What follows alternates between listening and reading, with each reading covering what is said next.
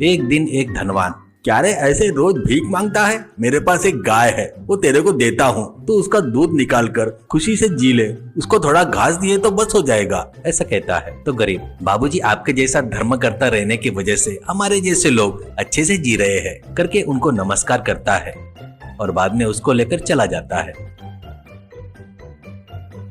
कुछ दिन होने के बाद मैं इस गाय को पालकर वो दिए से दूध बेचता बोले तो कोई भी नहीं खरीद रहा है। भीख मांगने वाले के पास से हम नहीं खरीदेंगे करके बोल रहे हैं। अब इसे बेचने के अलावा मेरे पास दूसरा कोई रास्ता नहीं है। ऐसा सोचकर उसे लेकर पड़ोस के गांव जाने को निकलता है।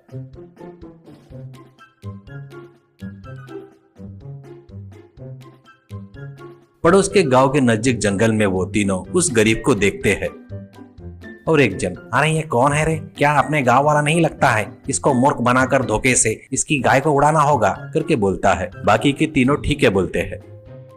वो तीनों उस गरीब को रोकते हैं और एक जन, कौन है रे तू? कहाँ जा रहा है? करके पूछता है। तो गरीब, बाबूजी मेरा पड़ोस का गांव मरकापुर है, मैं इस गाय को बेचने जा रहा हूँ, ऐसा कहता है। तो और एक जन, क्या रे तू पागल है क्या? सुबह सुबह पिया है क्या? बकरी को पकड़कर गाय बोल रहा है, ऐसा कहता है। तो गरीब, ये बकरी है क्या जी? नहीं नहीं, ये तो गाय है, ऐसा कहता है। तो और एक जन, हमको देखकर हम लोग मूर्ख लग रहे हैं क्या? हमको बकरी कैसे रहती है, गाय कैसे रहती है पता नहीं है क्या? हमको समझ रहा है क्या? एक जन ने बोला तो ठीक है, बोला होगा सोच सकते हैं, पर तीनों बोल रहे हैं ना वो बकरी है करके, फिर नहीं मानेगा क्या? हमारी बात मानकर इसको हमको 2000 में दे दे, इसको तो 1000 रुपए भी देना ज्यादा है, ऐसा कहता है। तो गरीब अपने मन में, अरे बाप रे, ये लोग खतरनाक लोग लग रहे हैं, इनसे पंगा लिया तो मुश्किल हो जाएगी। पहले ये निर्जन सुनसान एरिया है, मुझे इन लोग कुछ भी कर सकते हैं, ये लोग बोल रहे सो मान लिया तो हो जाएगा सोचकर, ठीक है जी, आप बोल रहे हो तो नहीं कैसे बोल सकता हूँ, आप बोल रहे वैसे ही होने दो, 2000 रुपए देकर बकरी को लेकर जाओ, ऐसा कहता है। वो लोग ठीक है कहकर उनको पैसे देकर गाय लेकर जा रहे थे। वो लोग गाय को लेकर जा रहे थे तो उनको देखते हुए चोर हरामखोर कहीं के, ये लोग शायद सबको ऐसा ही धोखा देते होंगे, ऐसे लोगों को छोड़ना नहीं चाहिए, कुछ भी हो इनसे बदला लेना ही होगा सोचकर, अरे बाबूजी थोड़ा रुकिए करके चिल्लाता है। वो रुककर पीछे पलटते हैं तो गरीब उनके पास आकर, बाबूजी मैं एक गरीब हूँ, मेरा कोई भी नहीं है, आपके साथ मुझे भी रहने देते क्या? मेरे कारण आपको कोई भी तकलीफ नहीं होगी, सब मैं देख लूंगा। वो एक दूसरे का मुंह देखने लगते हैं। तो गरीब, बाबूजी संदेह मत करो, मैं सच ही कह रहा हूँ, मेरे वजह से आपको कोई भी हानि नहीं होगी, ऐसा कहता है। वो लोग ठीक है करके उसको अपने साथ लेकर जाते हैं। गरीब युवक उनके साथ रहते रहते वो लोग कर रहे धोखेबाजी देख रहा था। उनको देखते देखते उसका गुस्सा और भी बढ़ जाता है। एक दिन वो गरीब 3 फोल्ड वाली टोपी पहनकर उनके पास आता है। वो टोपी देखकर तीनों ठहाके मारकर हंसने लगते हैं। गरीब, ऐसे क्यों हंस रहे हो? अच्छी नहीं है क्या टोपी? करके कहता है। तो एक जन, सर्कस में जोकर जैसी टोपी क्या है रे? कहाँ से मिली तुझे? गोबर के ढेर पे मिली क्या?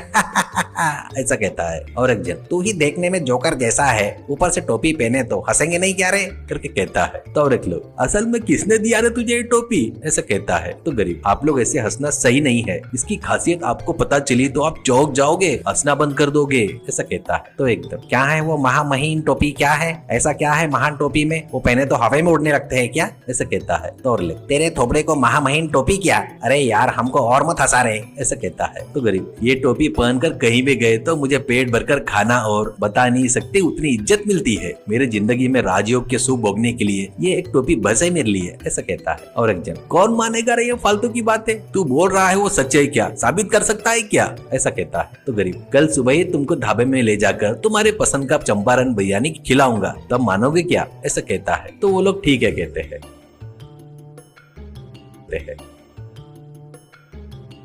बाद में वो लोग जहां पैसे छुपाते हैं वहां जाकर वो पूरे पैसे लेकर चला गया।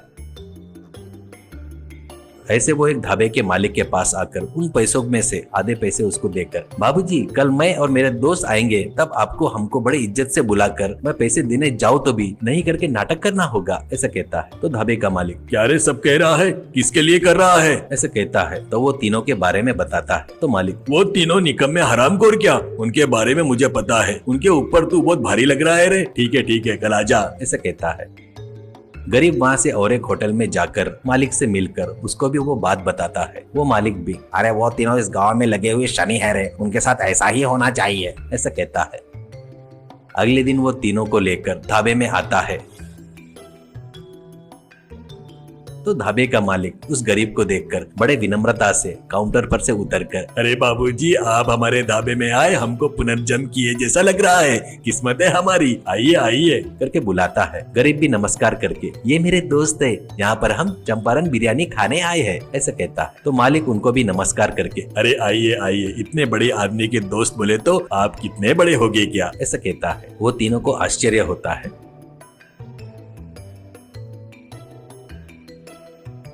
बाद में वो तीनों वहाँ पर पेट भरकर चंपारण बिरयानी खा रहे थे। तो मालिक भी वहीं खड़ा होकर उनको परोस रहा था। वो लोग खा लेने के बाद मालिक, बाबूजी, आपके जैसे बड़े इंसान हमारे ढाबे पर आए तो हमारी किस्मत अच्छी रहती है करके कहता है। तो गरीब, ठीक है जी, बिरयानी बहुत अच्छी थी, इतना की कितना दूं आपको, ऐसा कहता है। तो मालिक गालों को हाथ लगाते हुए, शिवा शिवा, आप जैसे पैसे देंगे क्या, आपसे पैसे कोई लेगा क्या, वो महापाप होगा और पाप मैं नहीं कर सकता, आप यहाँ पर आए वही हमारे लिए अहोभाग्य है, ऐसा कहता है। वो सुनकर तीनों को भी और ज्यादा आश्चर्यचकित होते हैं।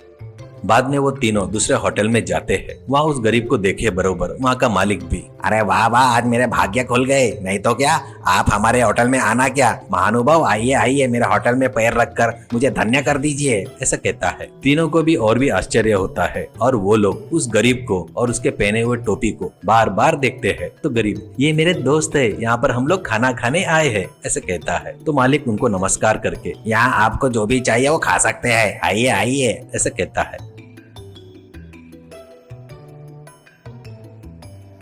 वहाँ ऐसे वो तीनों तरह तरह के पदार्थ खाते हैं। उसके बाद गरीब, बाबूजी खाना बहुत ही बढ़िया था, पूरे कितने हुए, ऐसे कहता है। तो मालिक, कितने हुए तो भी क्या करना है जी, आप पैसे दिए तो मैं लेना ना, कितना हुआ बताने के लिए, आप देना नहीं और मैं लेना नहीं, वैसे किए तो महापाप होगा जी, आप हमारे होटल में कभी भी आए तो आपका ऐसे ही स्वागत होगा, ऐसा कहता है। तो उन तीनों को उस टोपी पर विश्वास होता है। बाद में वो तीनों इस गरीब को टोपी चाहिए करके कहते हैं। तो गरीब, अरे बाप रे, ये आपको बेच दूंगा तो मेरी गति क्या होगी, मुझे खाना खिला रही इस टोपी को तुमको कैसे दूं, ऐसा कहता है। तो एक लग, ऐसे नहीं चाहिए रे, हमारे पास जितना भी पैसा है सब तेरे को दे देंगे, इसे हमको दे दे, ऐसा कहता है। तो गरीब, ठीक है दे दो, बेचारे इतना जीत करके मांग रहे हो तो नहीं कैसे बोल सकता हूँ, करके बोलता है। वो लोग अपने पास के जेब में रखा पैसा और बदन का पूरा सोना निकाल कर उसको दे देते हैं। वो सब लेकर वो गाँव छोड़कर चला जाता है।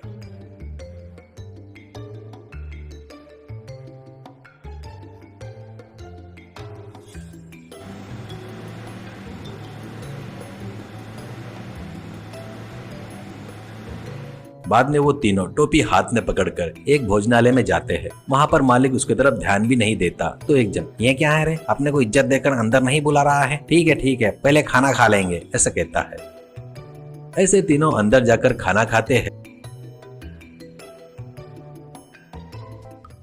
बाद में तीनों जाने लगते हैं। तो मालिक, बाबू, बगैर पैसे दिए कहाँ जा रहे हो, ये तुम्हारे बाप का होटल समझ रहे हो क्या, ऐसा कहता है। तो एक जन, क्या हमको ही पैसे मांगते क्या, हम कौन है पता है क्या, हमारा महत्व पता है क्या तुझे, ऐसा कहता है। तो मालिक, तुम कोई भी हो तो मुझे क्या करना है, पैसे नहीं दिए तो पैर तोड़ दूंगा, ध्यान में रखो, करके लाठी उठाता है।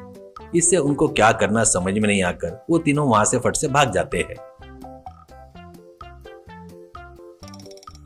बाद में एक जन, अरे अपन ने गलती की है रे, टोपी हाथ में पकड़ने के बजाय इस बार अपन में से एक जन सिर पर पहनकर जाएंगे, तब इसका प्रभाव पड़ेगा शायद, ऐसे कहता है। ऐसा तीनों मिलकर उस ढाबे के पास आते हैं। वहाँ पर खाना खाने जाने लगते हैं।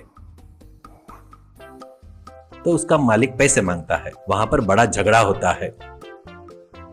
उन तीनों को उस गरीब ने उनके साथ धोखा किया करके समझ में आ जाता है। वो उस होटल के मालिक के सामने गिड़गिड़ाकर रिक्वेस्ट करके उस होटल में 4 दिन सभी काम करते हैं।